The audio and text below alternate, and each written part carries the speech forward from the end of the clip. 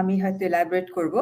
তবে আপনি যে প্রশ্ন করলেন যে আমাদের আবির্ভাব, বাংলাদেশের জন্ম, আমাদের স্বাধীনতার ঘোষণাপত্র। তো একটা আমাদের যেটা বাংলাদেশের স্বাধীনতার ঘোষণাপত্র 10ই এপ্রিল 1971, যেটা আমার পিতার হাতে রচনা হয়েছে, তৈরি করা। এটাকে বলা যায় বাংলাদেশের জন্ম সনদ। অর্থাৎ বঙ্গবন্ধু স্বাধীনতার ঘোষণা দিয়েছিলেন 26শে মার্চ 1971, কিন্তু স্বাধীনতার ঘোষণা দিলে একটি রাষ্ট্রে রূপান্তরিত আমরা হইনি। রাষ্ট্রে আমরা রূপান্তরিত হলাম কিভাবে, কেমন করে? সেটা হলো 10ই এপ্রিল 1971। আমাদের আগে যে কোনো রাষ্ট্র বা যে কোনো গোষ্ঠী যখন একটা রাষ্ট্র হিসাবে নিজেদেরকে রূপান্তরিত করতে চেয়েছে, তাদেরকে বিচ্ছিন্নতাবাদী বলা হয়েছে এবং কেউই সাকসেসফুল হয়নি। বায়োফ্রার এক্সাম্পল, উদাহরণ বেশ কিছু আগেই ছিল আমাদের ইস্ট রোডেশিয়া। আপনি দেখেন আজ পর্যন্ত প্যালেস্টাইন কিন্তু একটি স্বাধীন সার্বভৌম রাষ্ট্র হিসেবে কিন্তু রূপান্তর হতে পারে নাই। হ্যাঁ, তো আমরা তাহলে কিভাবে করলাম? এটা তো একটা চারটিখানি কথা না, এবং আন্তর্জাতিক আইনের আদলে আমরা স্বীকৃতি পেয়েছি। এই যে আমরা স্বাধীনতার ঘোষণা দিলাম, এখানে কিন্তু আমাদের কোনো সুপিরিয়র পাওয়ার বা কলোনিয়াল পাওয়ারের অনুমতি নিয়ে আমরা করিনি, কোনো মুরব্বীর অনুমতি নিয়ে কিন্তু আমরা স্বাধীনতার ঘোষণা দিইনি। আমরা করেছি এটা উই দ্য পিপল, আমরা এই রাষ্ট্রের জনগণ এবং জনগণের পক্ষে স্বাধীনতার ঘোষণা। এটা প্রেক্ষাপট আছে, এবং এই প্রেক্ষাপটটা বলতে গেলে আমাদের চলে যেতে হবে যে আমাদের পাকিস্তানের একটা যখন জন্ম হয়, পাকিস্তান এবং ভারতের দুটি আপনার ইন্ডিপেন্ডেন্ট ডমিনিয়ন বলা হয়, রাষ্ট্র কিন্তু এভাবে বলা হয় না।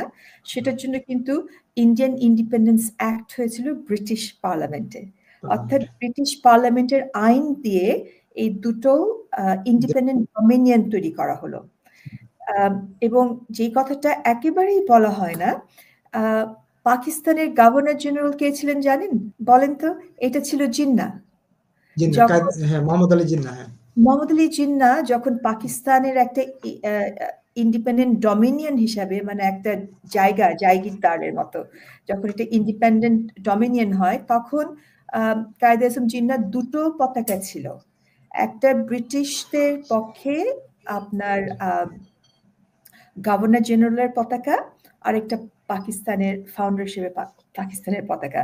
কিন্তু ভারতের যখন ইন্ডিপেন্ডেন্স হলো, ভারতের কিন্তু একটা নিজস্ব সরকার ছিল, এবং Lord Mountbatten continued to be the governor general. হ্যাঁ, এবং ভারতের যখন একটা সংবিধান হলো 2 বছর পরে, তখন থেকে কিন্তু ভারত এই আপনার এই ইউরোপের বা রাজার তত্ত্বাবধানে থাকলো না। তারা একটা রিপাবলিক হয়ে গেল, এবং Republican member of the Commonwealth হিসেবে নিজেদেরকে আত্মপ্রকাশ করলো। এবং ভারতে তখন আরেকজন গভর্নর জেনারেল আসে, জাস্ট সেরেমোনিয়াল। কিন্তু পাকিস্তানে ভেরি ইন্টারেস্টিং, এই গভর্নর জেনারেলের প্রথা চালু থাকে 1958 পর্যন্ত। আচ্ছা, ঠিক আছে। এবং এই গভর্নর জেনারেলরা পাকিস্তানের কোনো সরকারকে প্রতিষ্ঠা হতে দেয়নি, তারা আধিপত্য রেখেছে, এবং পাকিস্তান কিন্তু শাসন শোষণ হয়েছে বন্দুকের নলা দিয়ে। ঠিক আছে। এবং পাকিস্তানে কিন্তু কোনো পূর্ণাঙ্গ সংবিধান ছিল না। তাহলে আপনার দর্শকদের কাছে আমি তাহলে প্রশ্ন রাখতে চাই, পাকিস্তান কি আদৌ কখনো স্বাধীন সার্বভৌম রাষ্ট্র হিসাবে জন্ম নিয়েছিল? এটা একটা রাষ্ট্র কোথায়? এটা একটা ডমিনিয়ন, একটা জায়গা, একটা এলাকা, একটা আপনার জিওগ্রাফিক একটা জায়গা, যেখানে ব্রিটেনের গভর্নর জেনারেল, হ্যাঁ, মানে তাদের অনুগত্য ছিল ব্রিটেনের রাজার প্রতি। তারপরে যখন কুইন এলিজাবেথ যখন আপনার ওথ নেয়, তখন পাকিস্তান থেকে বিশাল অঙ্কের টাকা, যেটা পূর্ব বাংলা থেকে এই টাকাগুলা গিয়েছিল, এটার জি। অর্জন হয়েছিল, যেটা তারা জি। পাঠানো হয়েছিল এবং বিশাল একটা অন্তরাজ এসেছিল রানীর প্রতি অনুগত্য রাখার জন্য। ওকে? এবং পাকিস্তানের সংবিধান পার্শিয়াল সংবিধান ডিবেট শুরু হয় এবং সেখানে যারা আপনার যারা ধর্মান্ধ কিছু ব্যক্তি বলতে শুরু করে জি। যে আমরা ধর্মভিত্তিক একটা সংবিধান চাই এবং এটিকে নিয়ে নানা ডিবেট হয়, কারণ জিন্না যখন এসেছিল, জিন্নার প্রথমে জি। স্পিচ ছিল যে আমরা হিন্দু, মুসলমান, খ্রিস্টান, বৌদ্ধিস্ট না, আমরা হব সবাই পাকিস্তানি। সো সে কিন্তু সেকুলার একটা স্পিচ দিয়েছিল, ঠিক আছে? জি। এবং একটা মডার্ন রাষ্ট্র, নেশন স্টেট ধর্মভিত্তিক আদৌ হতে পারে কিনা এটা নিয়ে কিন্তু অনেক জি। ডিবেট শুরু হয়। ডিবেট হয়। পূর্ণাঙ্গ সংবিধান পাকিস্তানের কখনোই ছিল না। সংবিধান ভিত্তিক পাকিস্তান কখনোই পরিচালনা হয়নি। পাকিস্তান আপনার কোনো ওই সেন্সে কোনো গভর্নমেন্ট ছিল না, সংবিধান ভিত্তিক গভর্নমেন্ট। এটা ছিল আপনার বন্দুকের নলা দিয়ে একটা আপনার মিলিটারি দিয়ে পাকিস্তানের মানুষকে শাসন শোষণ করা হয়েছিল। সেই ধারাবাহিকতায় 1970-এর যে নির্বাচনটা হয়, এই নির্বাচনটা হয় একটি পাকিস্তানের জন্য সংবিধান প্রণয়ন করার জন্য। এটা হচ্ছে প্রেক্ষিত। জি। পাকিস্তানের সংবিধান প্রণয়ন করার জন্য আমাদের 67 আসন আমরা জয়লাভ করি 169 আসনের থেকে। আসনের মধ্যে। জি। হ্যাঁ, মানে নিরঙ্কুশ বিজয় হয় সংখ্যাগরিষ্ঠতা। তখন পূর্ব বাংলার মানুষের, যার প্রতিনিধিত্ব করছিলেন সে সময় আওয়ামী লীগ। অর্থাৎ আওয়ামী লীগ ছিল, কিন্তু তখন সেরকম কিন্তু আর কোনো দল ছিল না। হ্যাঁ, তো পূর্ব জি। বাংলার মানুষের প্রতিনিধিত্ব তারাই করছিল। জি। এবং যেহেতু সংবিধান প্রণয়নের উদ্দেশ্যে জেনারেল ইয়াহিয়া খান জনগণের নির্বাচিত প্রতিনিধিগণকে ৩রা মার্চ মিলিত হইবার জন্য একটা আপনার ডাকেন, একটা গোল টেবিল আহ্বান করেন, কিন্তু অহৎ পরিষদটি মানে একটা স্বেচ্ছাচারী ও বেআইনিভাবে অনির্দিষ্টকালের জন্য এটাকে ইয়াহিয়া খান ভেঙে দেয় ১ মার্চে।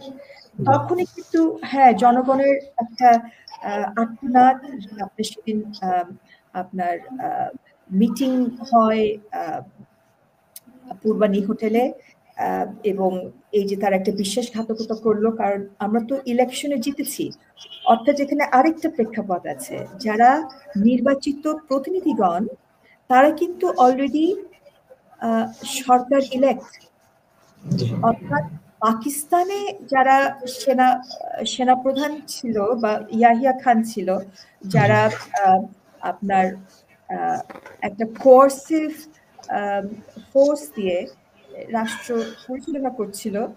আমার প্রশ্ন, তারা কি তাহলে অবৈধ সরকার নয়? যেমন আমেরিকায় যদি এখন দেখেন, এখন কিন্তু ট্রাম্প অলরেডি প্রেসিডেন্ট ইলেক্ট, নির্বাচিত, right? So he is the lawful legitimate, এখন খালি ট্রান্সফার অফ পাওয়ার হবে। বাংলাদেশের অবস্থানে কিন্তু ঠিক সেরকমই ছিল, ঠিক আছে? সো আমরা ছিলাম কিন্তু ডিফ্যাক্টো গভর্নমেন্ট এবং ডি জুরে গভর্নমেন্ট। ডিফ্যাক্টো এই জন্য কারণ পূর্ব বাংলায় আপনার পরিচালনা হচ্ছিল, ৩২টি নির্দেশনা দিয়েছিলেন তৎকালীন তাজউদ্দিন আহমেদের নির্দেশনায়, বঙ্গবন্ধুর নেতৃত্বে, যে কখন অফিস আদালত চলবে। ইনফ্যাক্ট ইয়াহিয়া খান যে দেশে এসেছিলেন, পারমিশন নিতে হয়েছিল যে উড়োজাহাজ কখন উড়বে, কখন নামবে। তো দেশটা কিন্তু পরিচালনা কিন্তু আওয়ামী লীগের যে ইলেক্টেড প্রতিনিধি তাদের মাধ্যমে কিন্তু দেশ পরিচালনা হচ্ছিল। এবং যেহেতু পাকিস্তানি কর্তৃপক্ষ তাদের প্রতিশ্রুতি রক্ষার পরিবর্তে বাংলাদেশের প্রতিনিধিদের সাথে আলোচনা অব্যাহত থাকা অবস্থায় একটি অন্যায় যুদ্ধ, বিশ্বাসঘাতকতামূলক যুদ্ধ চাপিয়ে দিলেন আমাদের উপরে, ক্ষমতা হস্তান্তর না করে, যেটা আন্তর্জাতিক আইনের পরিপন্থী। অর্থাৎ আমাদের নিজেদের আর্মি, পাকিস্তান আর্মি যখন তার নিজের জনগণের উপরে এলোপাথারিভাবে আনাম সিভিলিয়ানদের উপরে যখন এরকম একটা যুদ্ধ চাপিয়ে দিল, তখন by operation of law Pakistan কিন্তু যুদ্ধ ডিক্লেয়ার করলো